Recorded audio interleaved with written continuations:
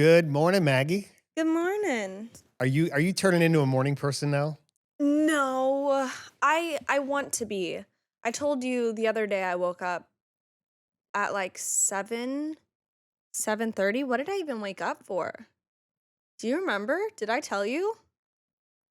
You didn't mention it, but I think Oh, sometimes you I just woke feel inspired. Nope, that wasn't it. I woke up I woke up to film an audition that was due at 10, and then we had a work call at noon. And so between turning that in, I got a lot done that morning, and I would look at the clock and it wasn't even noon. I was like, wow, this just feels amazing. And then the next day, yesterday, I slept until like 11:30 because I stayed up till 2 a.m. watching Teen Wolf, which is something I hadn't done in a long time. Like I hadn't watched Teen Wolf in a long time, and I also hadn't stayed up till 2 a.m. in a long time. So that like threw me for a loop. And then You're getting older. y'all, I did not go to sleep last night until like 3 a.m. because I didn't get home until like 2. So, and then I woke up for this at 7:30. So I've had like 5 hours of sleep. Well, I think you're going to do great though. Sometimes when you're a little bit tired, you get that extra punchy energy and it's super fun. Mm, So, you want to get started? let's go for it. All right, roll the intro music. Mags and Dads, wholesome chaos. Mags and Dads, wholesome chaos. Hey guys, and welcome to our podcast, Mags and Dad's Wholesome Chaos, that my dad and I host together. I am Maggie. I am Dan Thurman. I'm Shay, guess- Maggie's mom. I didn't need the last name, I suppose. It's okay. We're all Thurmans. And then, of course, Eddie. Yay. what's up, Eddie? Hello. Are the dogs in the studio right now? No, they're in the house. Oh, man. So we should not be interrupted. That's But fun. I had some good times with those dogs recently, man. I took them disc golfing yesterday and had a crazy cool experience because you know how much Simon especially loves disc golf. So much so when we say the words, "Do you want to go golfing?" Like he knows. He knows. I think most Sunday mornings he just senses I'm going to go disc golfing and he's ready. You know. Yeah. And so yesterday, before I got home from the office, Mom said to Simon, you know, what did you say exactly? So, you know how hard it is to get him to come inside. He wants to stay outside and he'll lay on the ground and he won't budge. And so I said, "Do you want to play golf with Dan?" And he turned and trotted all the way back to the door like he knew instantly. Oh my goodness. So he was excited, which got Spencer excited. Wasn't sure what was going on. It took a little bit for us to get out the door, but here's the thing. We went to a different course. Up until that point in Simon's life history, we'd always gone to one particular course where we know it's very dog friendly and we can let the dogs off leash. And I go with a certain group of friends, they have dogs. And so it's a very specific experience. Well, we started driving in the other direction and he just started getting so like anxious. And like he didn't know what was going on. He's like, "You're missing turns." So we're like, "We're going the wrong way." And then we got there and it was different friends. We didn't have any other dogs. It was just those two. But you know, suddenly the whole world opened up to him because now suddenly like a switch went off and he understands golf isn't just one particular place, but it's all these other places. And you can see his mind just kind of like imagining the possibilities of how many disc golf courses there might be out there in the world. And so he's really I don't know just, if that's just what was going on in his mind. oh, totally. knows now. Either that or he was smelling something. It was one of those two. Yeah. No, that's really fun. But mornings. Yeah, Yeah. but you mentioned mornings and you said like when you got up early and you had so much done, the momentum of the day, you felt like a superhero is what you said, right? Yeah, but man, getting up is so difficult sometimes. I set an alarm usually 30 minutes before I wake up. I use so many alarms. So if I have to wake up at 7:30, I'll set an alarm for like 7 and then 7:30. And then 8 just in case. Because it takes me a while to get up. But I use alarms for everything. I feel like you and Mom have noticed that, right? When we're just like chilling around the house and an alarm will go off and it'll say something random to Mhm. remind me to do something. Because I've tried to use the reminders on a phone before and it doesn't remind you at the right time usually. And I need something to just like kind of jolt me and be like, go do your homework or something like that. Um, But I Bello actually, Knock is notorious for that. He does like 20 alarms a day, everything, all these different appointments. yeah. Yeah. And oh my gosh, some of them are so random. A lot of them are nighttime thoughts that I get, like when I'm going to bed, and I'll get an idea, and I'm like, oh my gosh, okay, I need to remember that. So I'll just reach over and be like, set an alarm for noon called like whatever the idea is, and then it'll go off the next day, and I will be like, what was I talking about? Like sometimes it makes I've done that. absolutely no sense to me. But I went through kind of this morning. I started counting, and then I kind of estimated due to some math proportions on how many alarms I have on my phone. Guess how many total alarms I have on my phone from that I've like ever You set. mean that you've ever set? Mm-hmm. Oh, wow. You can look at your phone to see how many 37. you've set for an idea. No, it's okay. I'll just take a guess. Mom said 30. I said 37. I'll say it's more than 37. I'll say it's 50. Oh, I was gonna say it's 51. Okay. That's my guess. Okay, so Eddie's the highest guest. Yes. Guys, I have over 1,200 alarms on my phone. Oh, And they like all have different names. I have ones Wow. from literally from summer camp, at like 5 a.m. to wake me up to remind me to text a kid's mom when I was like a counselor. And then they're so random. Oh my gosh, I'll have to like read some at some point. But man, yeah, that blew my mind a little bit. I thought it was gonna be like maybe 500, and then it was Wow. over 1,000. So those are specific reminders for specific events. Sometimes. Yeah, that's a lot. You might have a problem, Maggie. Well, no, it really does help me because sometimes I'll just tell my phone like set an alarm for 8 a.m. and it'll turn one on that's already on. It doesn't always create a new one if I don't specify to name it something. So there is that. But no, how do you wake up? Do you set alarms? So yes. Well, I don't have to set alarms anymore unless there's a specific thing I'm getting up for. If it's a flight or something like that, having an alarm gives me peace of mind to know I can go to sleep. But as soon as the alarm goes off, I'm out of bed. Like I don't snooze alarms. And this is something I decided to do from when I was fairly young. In my family, we had the 9 o'clock rule, which meant, Yeah. you can't be in bed any later than 9 o'clock a.m. You could stay out late, you could stay up late, but it's on you because you're getting up at 9 o'clock. And we tried to enforce that in our family for a while, but it didn't go over so well. You enforced it for like you know. all We of did. high school until quarantine. You enforced it. Yeah. yeah. And Yeah, then you ex- guys were in college. Yeah. So it was all through your, childhood. But when the alarm goes off, I get excited. I really do. I get out of bed quickly and I get moving, sometimes before I'm awake, and I just kind of get on with my day. Because for me, I feel like, the magic of productivity or feeling good about your day it's like a wave. And if you are on the front edge of the wave, then you're making the decisions and choices about where your day's going to go, and you can put in some time. And if I get stuff done in the morning before other people are up, like I feel good about that. Like I got something extra done, and it gives me like some cushion for the rest of the day. But if I wake up and there's already like messages on my phone or people, expecting things of me, or I feel like I'm running late, then it's kind of like the whole day you're going to feel that way. It's hard to catch up. So yeah, that's the way I feel about getting up. And that's why I love mornings so much. I love waking up to messages. You love waking up to messages? Yeah, it's so exciting. It's like, who's trying to talk to me? Yeah, exactly. Well, I'll tell you what, there could be a lot of people trying to talk to you. And if you feel like you might be in need of someone to talk to about anything in your life, any issues that might be going on in terms of what you're thinking about, anything that might be preventing your full happiness, we've got great news for you because this podcast is sponsored by BetterHelp. We talk about BetterHelp a lot on this podcast, and this month we're discussing some of the stigmas around mental health. For example, some people think that you should wait until things are absolutely unbearable until you go to therapy, but that just isn't true.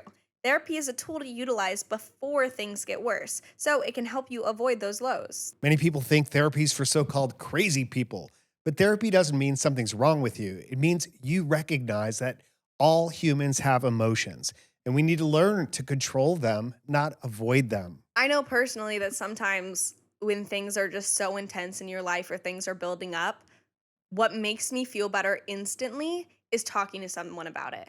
And a lot of the times with your situations in life, you can't just talk to anyone about it. You need a professional who's unbiased and who can really help you through those situations. And it can be so helpful. I know exactly what you mean, Maggie. And BetterHelp is customized online therapy that offers video, phone, and even live chat sessions with your therapist, so you don't have to see anyone on camera if you don't want to. It's much more affordable than in-person therapy, and you can be matched with the therapist in under 48 hours. So give it a try and see why over 2 million people have used BetterHelp online therapy. This podcast is sponsored by BetterHelp, and Mags and Dad's Wholesome Chaos listeners get 10% off their first month at betterhelp.com/wholesome.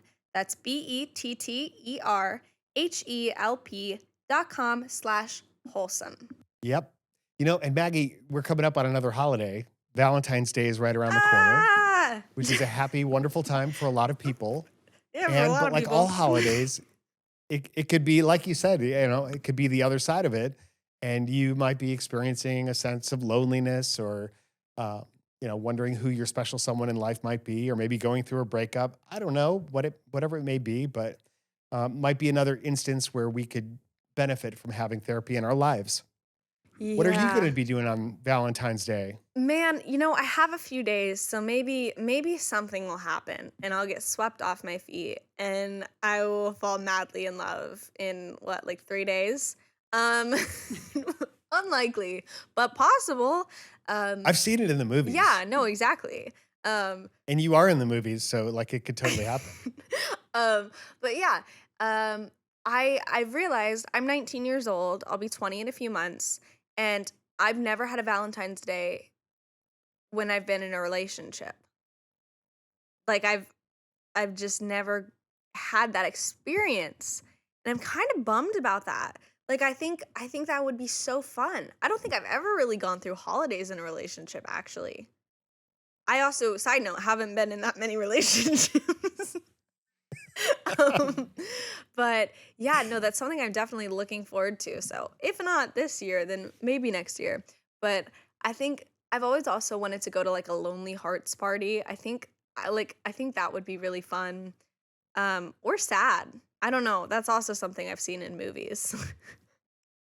What about you? Do you have a favorite Valentine's Day? Anyone in the room? Have you ever done the Gal-entines? Galentine's? What's that, honey? Galentine's. yeah. Steph does it with her friends. Yeah, or girls get together and they celebrate Valentine's Day, as girlfriends and just, do movies, popcorn, whatever. Yeah, I did that That's a in good high idea. school. A few times. I remember that we did little like fun dinner days at a friend's house and like made cookies and everything like that, and that was cute. So Eddie's Valentine is long distance Mhm. still, unfortunately. And so do you guys do anything to celebrate those occasions? Sometimes we'll write each other cards. Aw. And yeah, I don't think we do anything super special on Valentine's Day. I don't know. We might just share our favorite things about being long distance and our least favorite things. Your favorite things. Yeah. And what about you, honey? Do you want to do anything special? Take you out to dinner, buy you 2 dozen roses, pull up to the horse in a horse-drawn carriage, pull up to the house? Don't think so. I am not the romantic type, which is good in a way. I 'cause love the it saved fact your that you're not dad the a lot romantic of money type. and pressure. Exactly. I'm pretty easy. I mean, to me, my favorite kind of thing is staying home, watching movies, and doing foot massage. So Okay. So basically every day is Valentine's Day in our house. exactly. Wait, no, I thought about it. I wasn't really in a relationship with this person over Valentine's Day, but it was like, I guess, the starting stages. And remember, Mom, this boy sent me roses. He sent me like a dozen beautiful colored roses. They were like all different colors. And my mom has a video of it. And I remember it because in the video, I'm like, oh my goodness. And that was when like the emotions were really kind of starting for me, I guess. And Mom in the video just goes, oh no. She was like, oh man, like this is it. So I remember that was cute. But I recognize this person. Yeah, it's the only person I've really been in a relationship with. Okay. Yeah. So, speaking of theater kids, you said you have a theater kid theory. I do have a theater kid theory, and I've told a few people about this.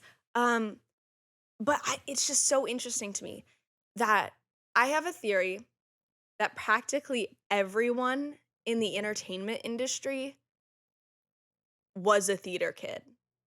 Like even like set designers and like people who aren't necessarily like in front of the camera or like TikTokers. Oh my gosh, you would be so surprised about all the TikTokers that were theater kids. But because like you get that love for the arts and it starts there. But there's also like this. Well, you get addicted to attention. It starts there. I don't know. I mean, let's be honest. I've always just loved the art of storytelling. Like I think that's so cool to be able to take people along on a story with you and like get out of their own heads for a little bit. That's like I remember even as a kid like just being like I just want to tell stories for the rest of my life. But like the amount of people who like that's where they got that spark for I want to entertain people is so interesting to me because at least when I was in high school, and I feel like this is still a thing, that there's a little bit of a stigma around theater kids that like, oh, like not the theater kids, like, you know, kind of like a more on the weird side or whatever, not the super popular group, but wait till they're out of high school, and man, they really shine. At least they're not band kids. I was both. Band kids are awesome. How many instruments did I go through in band? The tuba, was that the first one? I think tuba was the first one, then oboe, then clarinet, then percussion. It was a fun time. I wasn't that great. No, but meanwhile you took piano lessons privately, and then to get out of piano lessons, you said, I want to learn guitar, and so then you started doing guitar lessons. Guys, I was so good at getting out of piano lessons, of like doing what I was supposed to do when I hadn't practiced all week. I don't even really remember how I did it, but You were monologuing. Yeah. And that's why you didn't like to go to John for piano, because he wouldn't let you couldn't get away with as much with him. Well, but John monologued. That was Yeah. What? Wait. But John monologued about music There you quite a go. bit when he would teach. That's the thing. You just got to get him started. Exactly. Yeah, exactly. You just got him started. And then okay, now I don't have to play anything. So I learned piano lessons isn't just showing up for the lesson. It's about doing the work. That's what lessons are all about. Like, and then showing your teacher what you've actually done in between, like being in the mindset, like, I want to impress my teacher by how hard I've worked. Yeah. And you never got that. I don't think Eddie got that until guitar. Yeah, it was the like exact same thing for me. I would just like kill time, try to get the teachers talking, like, I don't know, go off topic, not play. But here's the thing. Through those lessons, I think Eddie and I both learned a lot about communication and manipulation. We just didn't learn how to play piano. Yes, you were going to piano to develop people skills. Exactly. See, it all works out. Okay, so I'm going to give you an option here, Maggie. So Would You Rather was so much fun last week when you presented that Would You Rather question. I actually have a list of 100 Would You Rather questions. Okay. You can pick a random number between 1 and 100. We could pick one of those, or we can go to some of the questions from the audience. There's only 2 this week that I pulled out for us to look at. Okay, So- let's do like maybe 2 Would You Rathers. So Okay, so Eddie, okay, you want to start, Maggie? You pick a number, and then Eddie picks the next number. okay, 1. 1. I'll make One. it easy. I didn't think you were going to pick 1. Nobody ever does. Nobody guesses that you're gonna Okay. pick 1 or 100. 1's actually a good one. Okay. Would you rather go into the past and meet your ancestors, or go into the future and meet your great-grandchildren? Great-great-grandchildren. Ooh. Someone else go. I'm thinking. I think I would rather go into the future and meet my great-great-grandchildren just to see what things are like in the future. So it's more really about the future than it is about the family ancestry. Yeah, I think I'd do the same because I don't want to see the future, what's going on. See, I don't know if I want to see the future. I'm a little scared. I'm gonna say past, actually. I think it's cool to see where you came from. Um, yeah. I could see both sides of this one, but for me, I'm really interested in our ancestry, especially in Poland. And so that to me would be super cool to go back to see where my, great great great grandparents lived in the old country and how they lived. Yeah. I think it would change my view of what we're going through in a big, big way. Okay, Eddie, pick a number. 37. 37. I knew you'd say that. And by the I way, do too. just to give a little bit of credit where credit is due, I'm pulling this list from Sign Up Genius, and it's authored by Janice Meredith. So, Janice, thank you for putting this list together Yeah, for us. and we learned today that Sign Up Genius isn't a place just that geniuses can sign up. Yeah, it's a lot of things. So, here it is. You ready? Would you rather have a 10-hour dinner with a headstrong politician from an opposing party or attend a 10-hour concert for a music group you detest?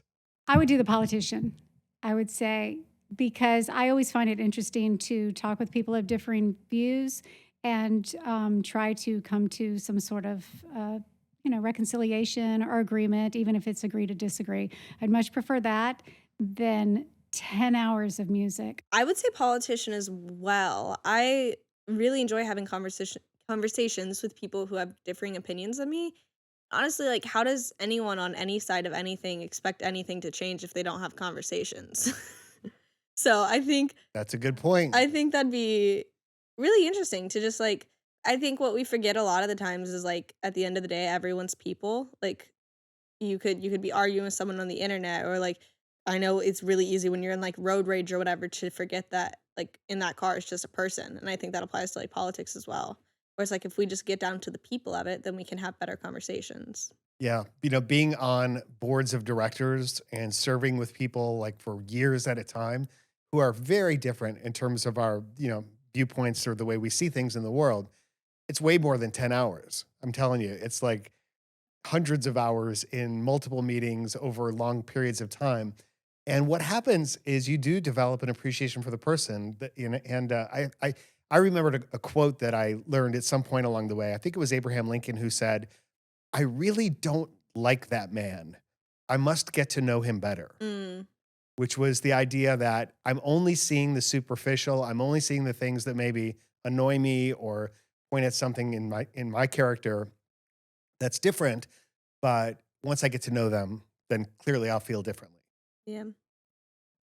Plus, bad music is just bad music. Right, Eddie? Yeah, I'm gonna have to go with the politician too. You guys kind of already said it all, but like, yeah, learning Well, the you other had the 10 side. hours of bad music in one of your Berkeley classes, right? Yeah, so I don't need to do that again. I think I've, yeah, I've 10 kind of weeks. earned a pass on this one, I think. But 10 weeks of music that, yeah, we won't talk about that. I'm sure they're wonderful people. yes, yes. Okay, so moving on. You want a question? Let's go for a question. Yeah. Okay, let's get into some meaty topics here. Hi, I've listened to your podcast since episode 1 and follow your TikTok. I was wondering how you switch off and relax because I am 14, living in the UK, and coming up on GCSEs. Just pause right there one quick moment, and I'll tell you exactly what that means because I looked it up. GCSE stands for General Certificate of Secondary Education. It's an academic qualification in a particular subject taken in England, Wales, and Northern Ireland. So basically like, your exams, your owls, if you're a Harry Potter fan, right? And state schools in Scotland use the Scottish qualification certificate instead. Okay. So back to the question. Whenever I relax, for example, watching TV or going on TikTok, I tend to feel guilty or not being able to switch off my mind. Is there anything you would suggest? That's from Michelle. Well, the fact that being on a screen makes you not shut your mind off. You're plugged in. So unplugging is how I turn my mind off. Not necessarily though. I feel like a lot of the times when we need to relax, we like turn on a show. Right. Yeah. I think if you're engaged in a film or a series or something like that, that allows you to relax. But I think social media, I don't think is a relaxing media. I don't think TikTok and going on Instagram, Facebook, any YouTube, you can get sucked into other things that just dart your mind all over the place, and you're not relaxed and yeah, and I understand you feel guilty because after 45 minutes or an hour or 2 hours of that, you're like, wow, what did I just do with my time? Whereas I think, to your point, Maggie, out watching a show, you can unwind, you can laugh, or you can just disengage for a while. When you're watching a single story or you're reading a novel or something like that, then you're being taken along on a journey, but you still feel very settled. You still feel very comfortable. Whereas social media is constantly changing. I had the same thought. And so I did some research on that, and I kind of looked up some scientific qualities about social media. And it said it's basically not relaxing to the brain at all. And it could focus your attention in one way, but it also scatters your attention in a number of other ways. And there have been a lot of studies done that heavy social media users actually perform worse on cognitive tests, especially those that have to do with our ability to focus or our ability to multitask. And there was one site in particular, we'll put the link in the show notes on this one, where they had several different scientific studies that were done on the negative effects of social media by those who use it a lot, or quite a bit. One had to do with comparison, the whole idea of the fear of missing out on what others are doing and how others are living, and just the fact that we all only see the best of each other on social media, which you've talked about, Maggie, quite a bit. Um, there was a line by Theodore Roosevelt, I think, comparison is the thief of joy. So that was one of the things. And then just, the addiction to the dopamine that you get from constantly scrolling through a feed, and just the effect on your attention. So not to turn this into a bashing of social media, but to your point, the question is, how do you relax and unwind? And I would say that would probably not be it. How do you relax and unwind? Go Eddie first. I'm looking something up. So I think for me, I mean, I'll open TikTok or watch a YouTube video, but I think something that helps for me is I just kind of take breaks whenever I finally hit a point where I'm doing something where I just either get like frustrated or I just feel like I don't want to do it anymore. And then I just say like, I'll give myself like 10 minutes, 15 minutes to do something else and then come back, which helps a lot. And usually I'll pair that with like, so I'll go on TikTok or watch a YouTube video, but I'll also like, I'll grab a snack or get up and move to another room. I think like going into another space for that, especially like if you're eating, it really helps make it feel like a break, feel like you're unwinding and that you're giving yourself time. And then once that time's over, you just, go back to it. And I feel like that's pretty effective. Yeah, that is an effective idea, is that you take a break from the physical space that you're in. You can even go outside, get fresh air, make sure you're getting hydrated, eating well, stretching. My answers are all going to be about movement. Do you have something for us, Maggie? You'll go play Frisbee golf for a break. I like to go read for a while, or I will watch a show, like a movie or a few episodes of a show, because that does really unwind me and make me feel relaxed and recovered, especially if I have to get back to editing or some other projects and stuff. That a solid 2 hours of I'm not going to work, because I am a workaholic, entertainment or reading. I love to read. So. Yeah, I remember I saw a TikTok that was a girl talking about something her therapist actually told her, where she kind of was talking about a similar thing where like she felt no motivation to do anything, and like she just felt so guilty over it. Like her whole day, it was like she wasn't doing anything and she never felt rested. And something her therapist told her was that if your mind is spending its whole day guilting you over something, then you're not resting. you're fully engaged in doing something. You're fully engaged in doing something that's detrimental to you actually, and that's like hindering you from being productive because it's weighing you down. And I thought that was a really interesting point because as someone who has an unconventional job, I don't work a 9 to 5. I work a 24/7. Like your brain doesn't stop. I saw another TikTok that was talking about this where they were saying, for everyone who wants to be a content creator, let me just let you in on a little secret. Yeah, it's not a 9 to 5, it's 24/7. And they're talking about how they don't have a conversation without someone anymore, without their brain thinking, okay, well, is there content in here? Or you watch a movie and immediately your first thought is, oh, is there's something here, right? Like there's a sketch here that I need to do. And it's like you never stop thinking. And that can be so draining. So, circling back to your question of having those designated periods of rest, and for me, what it is a lot of the times I use a timer because I know I'm not going to go over and I know the exact amount of time that I'm going to spend not thinking about something else. So maybe I'll do 15 minutes or 30 minutes of like just a quiet time. Or I find that when I'm making food, I feel pretty relaxed because it's like one of those things of, well, I have to make food. I have to eat. So I'm going to stop working and I'm going to solely do this. Maybe I'll turn on a show during it. Um, and finding those moments of rest. That's really great. Yeah, you can actually rest in an activity like cooking. I do the same thing, Or walking. Yep. or walking, as long as that's what you're doing and you're completely present in that moment and that activity. The notion of multitasking is actually, this is something I talk about in my speeches a lot. So I know you guys have all heard it, but we don't really multitask in the sense that people think about it. Like, I'm so productive because I'm doing 6 different things all at once. You're not really doing 6 different things all at once. You're doing what's called a quick switch, where your brain is alternating between one thing and the next thing, and you're switching and turning on and off the circuitry of your mind to bring your attention and focus to different things at different moments. But you can't think 2 thoughts at once. And so that in and of itself puts you in a state of a little bit of a frenzy. You're kind of creating your own chaos because you're having to keep track of multiple elements, which can be really fun and rewarding. And the more you do it, the better you get at that concept of the quick switch or multitasking. But it is also very, very draining when you can immerse yourself in one activity, even if it's, relaxing, meditating, or a or something fun and very purposeful and focused and high energy. Believe it or not, I get really energized and focused while mountain unicycling. Like one of my favorite things, when I'm in the woods, because that's all you can think about is just that skill.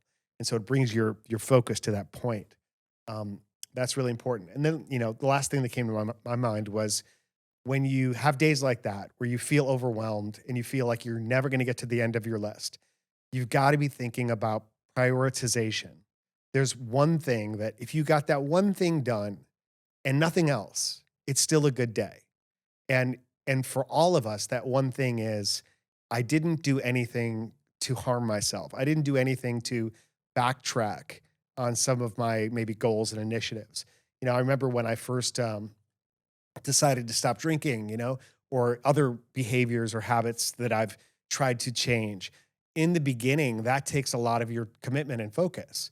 And you have days like, as long as I got through today without backsliding, it's a good day. I'm okay with that, Yeah. But again, that's way more than you asked for in your question, Michelle.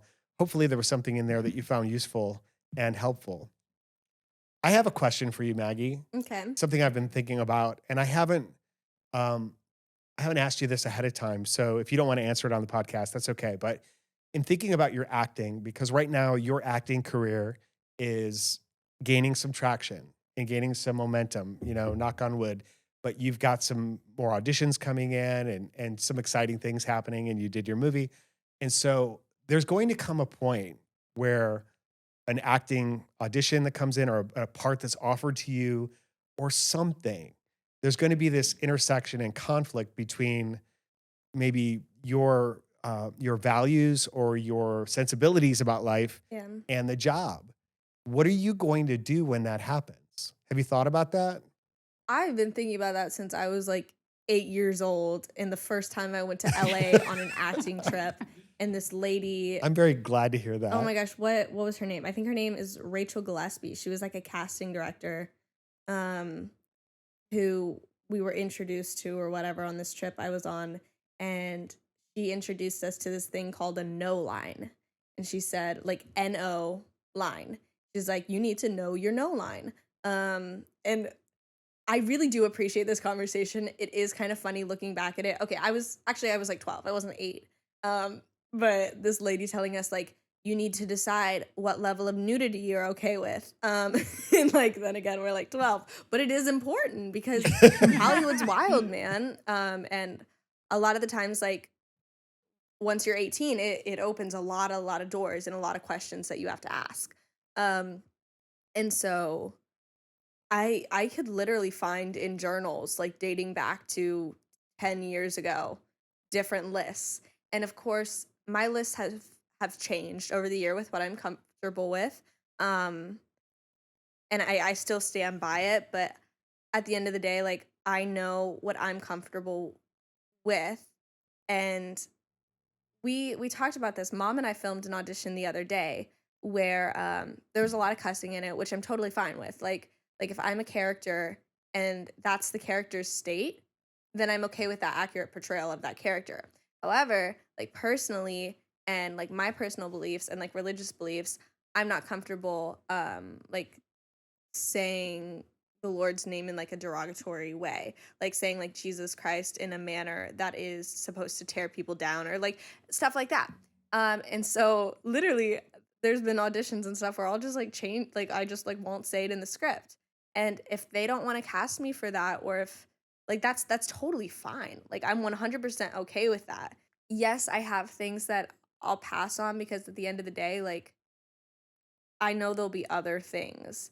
And I'd rather not put something out there that can be forever out there that I'm not comfortable with. Did that answer the question? I feel like I went on a little bit of a tangent. It answered it really well for me. Yeah, I think it was really funny. When I was going to a set, I was a little nervous, and Dad, you told me, you said, just be yourself. I was like, no, I'm not supposed to be myself. That's the whole thing. I mean, that's something we kind of joke about now. Like, just be yourself, except when you're pretending to be someone else, then don't be yourself. And that's Right. That's, to me, that's a really important thing to remember, is I can justify doing something as a character that I would never do in real life, because it is that. It's a character. It's a story that's not your own. And I think it's a very cool thing to step into those roles within limits. And then finding something that's true, even in that character, Connection. that's true for you, Yeah. right? You learn Because in from order to play it well, yeah, you learn from the characters you play. You truly do. that's a very interesting thing. Okay, Shay, pick a number. I was going to choose 37 also. So No, you weren't. I was like when he started going, and I'm thinking 37. He goes 30, and I'm like 7. He said 37. I feel like that's the number everyone That's always crazy. picks. The number of presents that Dudley got the yeah. year before he flipped out, Exactly. actually. Oh my I got goodness. 30. That's Some of crazy. these are a little bigger than the Whatever you others. said. Well, there's literally 97 numbers we haven't done yet. So Okay. Well, we were talking about Valentine's Day. I'm going to choose 14, No. which is also my 14. Aunt Linda's birthday. would you rather be stuck on a broken ski lift or in a broken elevator? I think either would be really fun, actually. Elevator, 100% for me. Maybe because I saw a horror movie of people getting stuck on a ski lift, but it's cold and scary and uncomfortable, dangerous. Yeah. Up high? And where Yeah. are you on the ski lift? You know, did you just take off where you can like jump down, or are you in the middle? Did all of you see that TikTok of the lady stuck on the ski lift and the fire hydrant opened up and was just spraying on her for like minutes and minutes? Yeah. Did she Yeah. turn into a popsicle? Dude, I don't know. I don't even want to joke about it because I don't even know if she's okay. I think people said like they finally got paramedics, but I don't even know how you would breathe up there. That's so scary. So on that note, ski lift. I think 'Cause I could I jump. would choose. Really? I actually would choose ski lift because if you were in an elevator that was really high, I would be terrified of it falling. Yeah. Like if it was like 2 or 3 floors, I'd be like, oh, this is cool. I wonder if we can climb through, like in Alias and every other show. Oh my we're gosh. watching Alias right now. No, Of but course you that could so comes to fall mind, on a but ski lift too from really high Yeah. up. Yeah. Okay, maybe actually I changed it to Well, I'm elevator. the one who always pulls the bar down. Well, yeah, but what I'm if the always ski you lift guys are like, falls? Mom. Yeah, exactly. Or what if it's night? I mean, Yeah. it's hard. Is it 10 hours on a ski lift or 10 hours in an We're- elevator? tricky question. That's a good one. What's your answer, Dan? Initially it was ski lift because I like, being outdoors and I think the view would be better. If you had to go to the bathroom, I it'd be a little probably have easier. less of a fear of heights than I do have of a claustrophobia kind of thing. I don't like being stuck in I guess either way you're stuck is the whole point. But yeah, going to the bathroom in either instance would be awkward. Yeah, it would be a little bit better on the ski lift for sure. Better on the ski lift for sure. But yeah, Really? you've made But people you've made can a case see you. for elevator. Oh man. Well, yeah, no, but then you're still never mind. We're moving Never on. mind. Moving on. We're moving on. I'm gonna pick a number. Or no, yeah, because did you pick one? I Yeah, did. I'm the last one. okay. 37. Yeah, 37. No, I'm gonna pick the number 64. Ooh. I knew he was going to say that. I'm gonna pick a different number. I knew he was gonna do that. It's. Would you rather have your first child when you're 18 or 40? 40. 40. 40. 18. God, you just so you'd have a play friend, I just love kids. I always wanted to be a dad. Even when I was younger, I was like, can't wait to be a dad. It's gonna be so awesome. Would you rather be 4'5" or 7'7"? 4'5". That's hard. That is hard because when you think about traveling, boy, being big is probably super uncomfortable. I wouldn't know. But I like being little. it's nice to be able to see when you're taller. You can kind of see like what's happening over there. Yes, the tall people. But you don't blend in either instance, I guess. That's true. All right, Maggie, this is from Emma N. Who is your favorite character on New Girl? And specifically, she's asking you, Maggie, but I think we can open it up to Shay and Eddie too. Emma says she's been listening to the podcast since day one, and I love it. Thanks you for always being a fun part of the week. Well, we love that, Emma. I actually don't think I can answer this question because originally my first thought was Nick, but then I was like, no, Schmidt. Then I was like, don't count out Winston because Winston in the earlier series or like the writers, I don't think knew who Winston was going to be. And so you slowly see him develop over the series to be a precious jewel that you love. Yes. And so... Interesting that you went for the guys, all three guys. Oh my gosh, because the dynamic is so fun. The dynamic is so good. Yeah, I still don't know the show. I've never watched it. Like I've seen shows and episodes, but I don't know the characters. You should go watch it. Mom, can you get on that? Yeah, totally. Thank you. I mean, I totally agree. I couldn't pick a favorite, but yeah, I went to Nick because, Because you love Nick. he's Nick. Yeah. You want to Nick's marry great. Nick, but you... I would totally marry Nick. Sorry, Dad. But Winston would be a blast too. Schmidt, never. I don't even think I would date Oh my Schmidt. gosh, but Schmidt would be like my best friend. Oh, Like- you'd have to invite him to every party just because he'd be so weird and fun. No, I love and Schmidt. Just weird. Oh, yeah. you know who I also left out of the mix that I love is Allie. Winston's if you haven't watched this, then never mind.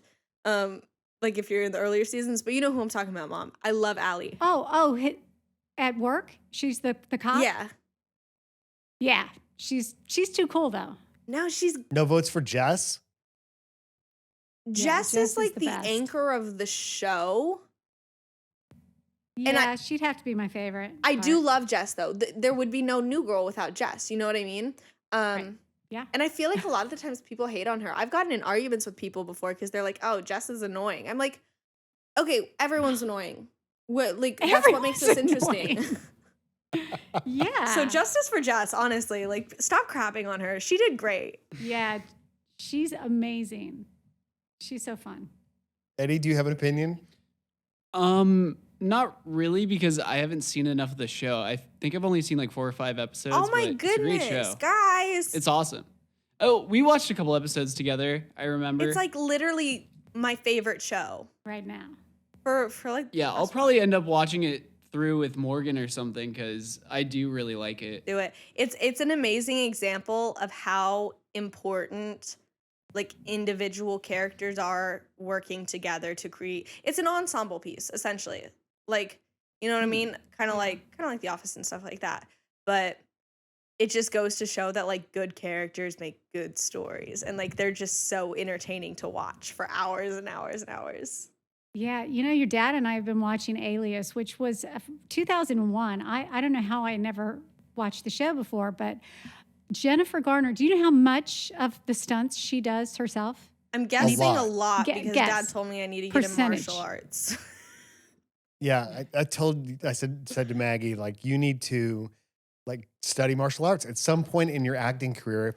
If you're successful, you're going to be in fight scenes and you want them to look legit. Okay, well, give me a guess, Dan. We've been watching, we're on episode 22 of season 1. What is your guess on the percentage of stunts she does herself?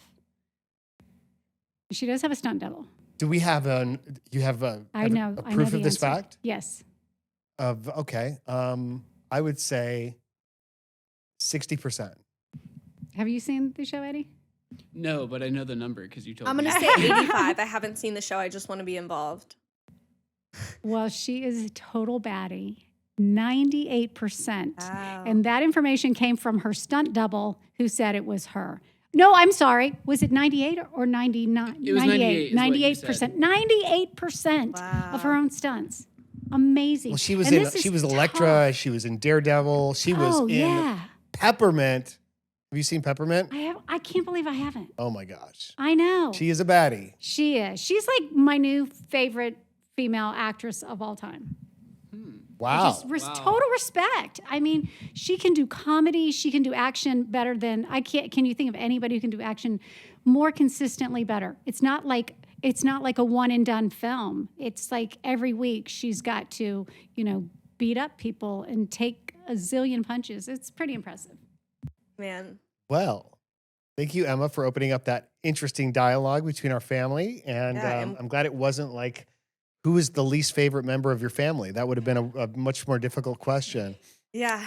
And now we got to wrap this up ASAP because all of us have to go watch TV after talking about it for this long. Yeah. I think so. So with that in mind, we want to start by thanking you so much for listening to this podcast. We hope you enjoyed it. We hope it was beneficial in your life. And we just all are so grateful for the chance to be with you. We would love to hear specific questions or concerns or topics about your life that you'd like us to talk about. You can go to wholesomechaos.com to submit those and to check us out there. You can check out our other socials. It's Dan Thurman and Maggie Thurman on everything except my dad on TikTok is Maggie's Dad 123. My brother is the Eddie Thurman on Instagram and Eddie_Thurman on Twitch. Did I get it right? Did I get everyone right? Yes. And my mom is undercover, and She's undercover, cannot be like Jennifer found. Garner. She's in Alias. She's not even really your mom. No, wait, that didn't. What? Oh. I was saying she's undercover. You can't find her, but she does have like over 100,000 followers on TikTok. That's awesome. We should both post more content. Honey, would you do a dance with me? She just that's what I want for Valentine's Day. I want you to do a TikTok dance with me. Oh my gosh, Shay. that's like when for your birthday I like edit your TikToks. Alrighty. Well, thank you guys so much for listening. We hope to see you guys here next week. Tell a friend about our show. Listen in, subscribe, all that. And yeah, All right, love you, Maggie. love you guys. Love you, Eddie. Love you, honey. Love you guys. And we all love you, everyone. Have a great week. We'll talk to you soon. Bye. And Dads, wholesome chaos. Max and Dads, wholesome chaos. We should do some fight choreography. That would be fun. That's And so Maggie, do you fun. remember doing that with Seneca? Yeah. That was brilliant. We need to share that on TikTok. Oh, I don't know about that.